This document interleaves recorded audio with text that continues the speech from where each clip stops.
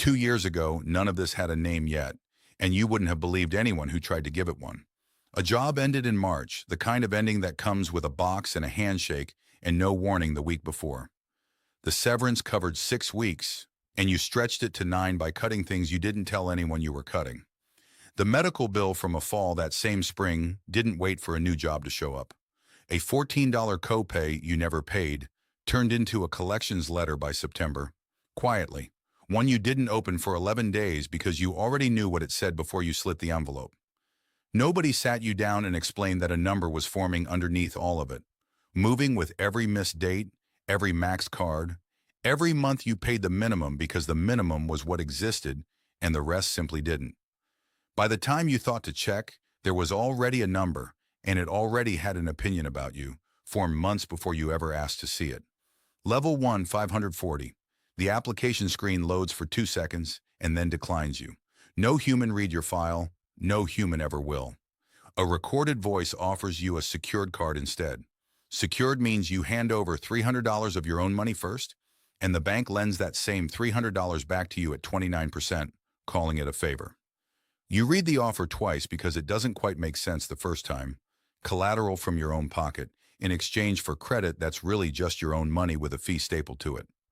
Your car needs a co-signer, or 20% down, whichever you can't produce today, and both feel equally impossible on a Tuesday morning with a dead battery and a shift that starts in 40 minutes. You ride the bus. On the ride home, you open the app again, half expecting the number to be different just because you looked twice in one day. The way you sometimes check a text message twice, hoping the words rearrange themselves. It isn't. You walk into a branch on a Thursday to ask if there's anything you can do. The line is 4 people deep and moves slowly, each conversation at the counter a little longer than the one before it. The kind of wait that gives you too much time to rehearse a sentence you never actually get to say. The person behind the counter is kind, actually kind, and still says there's nothing she can do from her screen. She's not lying. The system genuinely gives her nothing to work with at this number, and you can tell from her face that she knows it too, and maybe even hates it a little, in the quiet way people hate rules they didn't write and can't unwrite.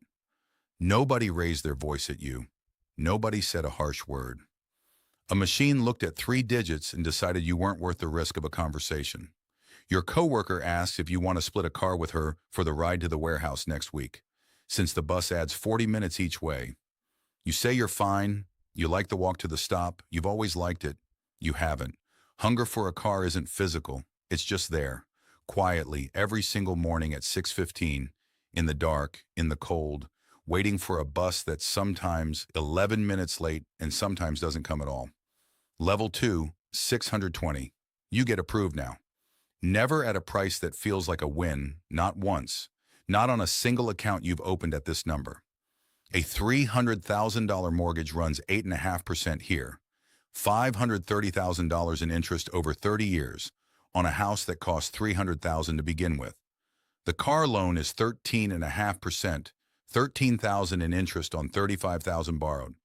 The $5,000 balance on your card costs $1,350 a year, just sitting there, doing nothing, going nowhere. A loan officer named Marcus asked for one more document, then another, then a letter explaining a late payment from 3 years ago that you'd genuinely forgotten about until his email brought it back. Word for word, like the file remembers things you don't. You've never actually missed a payment in your life, which is exactly why none of this makes sense to you yet. The file was never just counting whether you paid on time. Nothing is denied. Everything just costs more and takes longer. Your tire blows on a Tuesday, $212, and you put it on the card instead of the emergency fund you don't have, because the card is what's actually there. Marcus calls a week later, not about the tire, just a routine check-in that somehow always lands on a day when you're already stretched thin. The extra charge pushes your utilization past where it was, and a different letter arrives a month later.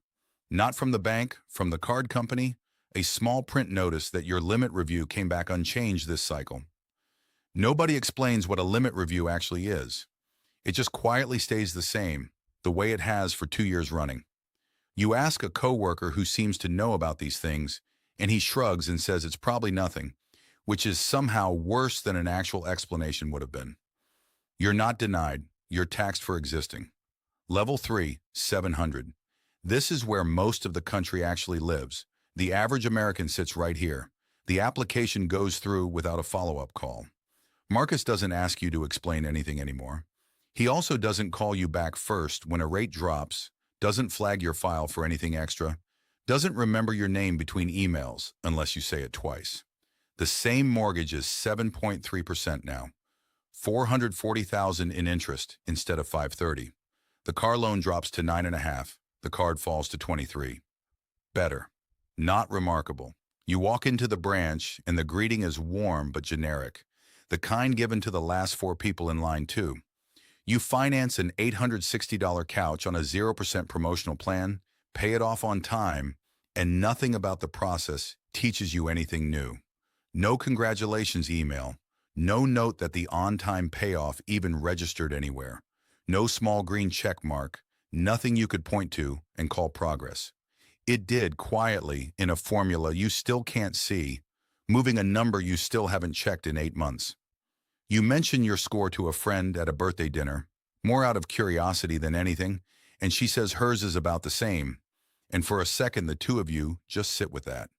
Neither one entirely sure if it's good news or nothing at all, before the conversation moves on to something else, and the number goes back to being invisible for another 8 months. Level 4, 760. The offers stop being something you apply for. They start arriving. Your name, printed a little nicer than last time, in an envelope that feels heavier than the others in the stack. The mortgage drops to 6.9, $411,000 in interest, over $100,000 less than level 2, on the exact same house, the exact same day. The car loan is 7% now. The card, 19.5.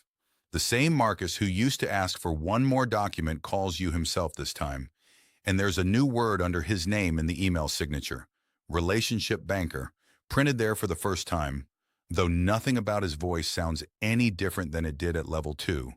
Still the same slightly tired Tuesday morning tone. A fee post to your account by mistake, $41. You email him. It's reversed within the hour. No form, no explanation required from you. Just a short reply that says it's handled. The same fee at level 2 would have cost you a phone tree and an afternoon. You put an offer on a house that same month. The seller's agent mentions, almost in passing, that your pre-approval letter looked clean, no red flags, no extra conditions attached. A sentence that would have meant nothing to you 2 years ago and means an actual house today. The closing happens in 5 weeks instead of the 8 the paperwork originally quoted, for reasons nobody explains and you don't think to ask about. You're not chased anymore. You're expected. Level 5, 840. Here's what nobody tells you at the top. The number barely moves from here. The mortgage is 6.8%, a few tenths better than level 4, not the leap the scale promised you for climbing this far. The car loan sits at 5.5, the card at 17. The room left to gain shrinks fast the higher you climb, even while the number on the screen keeps climbing anyway, like a hallway that keeps getting longer the closer you walk to the door. Most people chasing a perfect 850 already crossed the finish line 50 points earlier and never found out, because nobody at the bank was ever going to volunteer that information to them.